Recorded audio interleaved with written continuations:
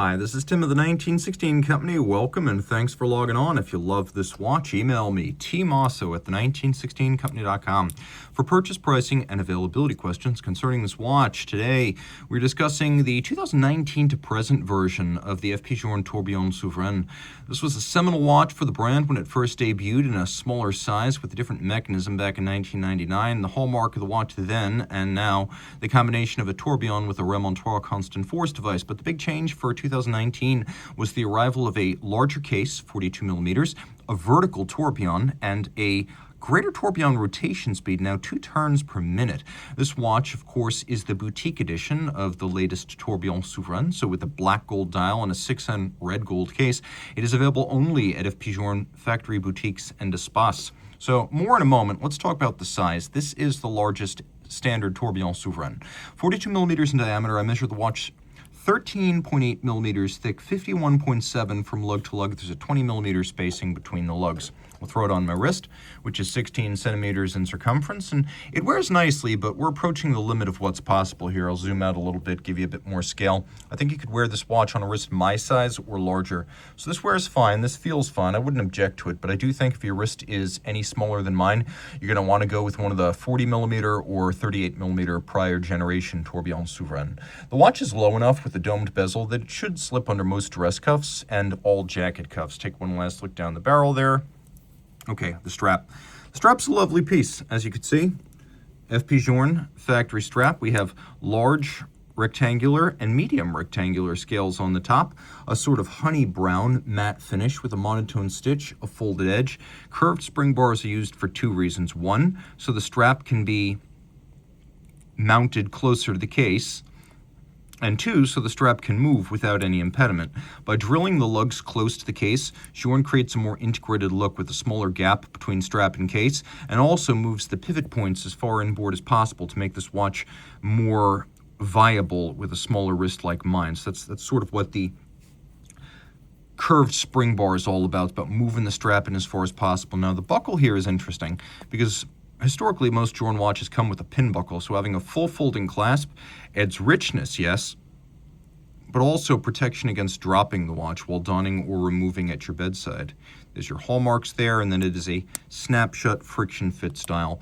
The case is simple and essentially a larger version of the traditional Journe dress watch case. We have the overlapping flange of the bezel and the case back forming the mid-case, blended lugs that turn 90 degrees down from the horizontal sweep of the mid-case, domed case back, domed bezel. And you could see when we turn over to the crown side, the famed double dimple knurled unbranded crown. On the dial side, a few things have changed. You can see that we've got a enamel time display. So right here, this is all Grand Faux enamel.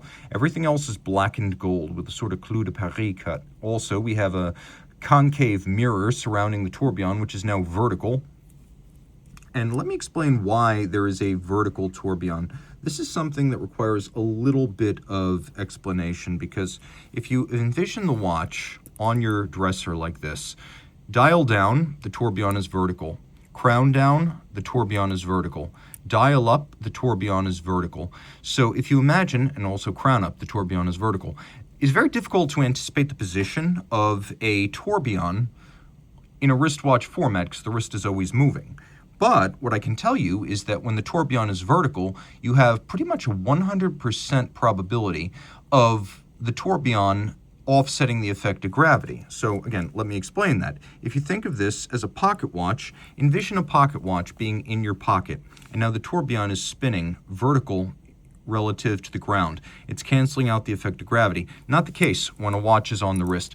But any position that this watch winds up in on your dresser at night, that tourbillon is in exactly the same orientation, vertical and perpendicular to the plane of the dial. So it's canceling out the effect of gravity, not when it's worn, but when it's not worn.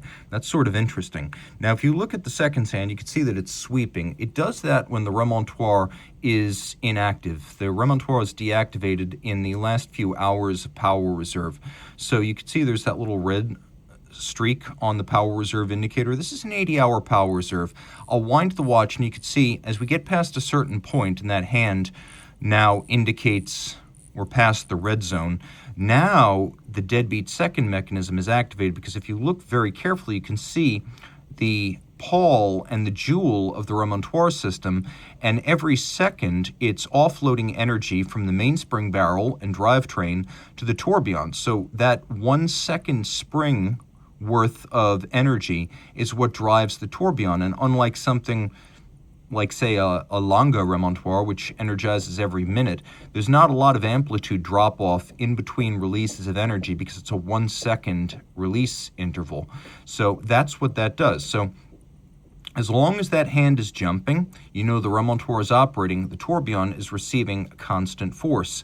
That makes for very precise and consistent adjustment. Now you can see here the tourbillon is vertical in its orientation. It uses an overcoil hairspring, so even if the tourbillon itself is not in a position to ensure even timekeeping, such as when the watch is on the wrist. When the watch is on the wrist, the remontoir, the overcoil hairspring, the 6-position adjustment, and the free-sprung balance architecture are what primarily contribute to its consistency of timing. When it's sitting at night, that's when the tourbillon takes over and has a bigger impact.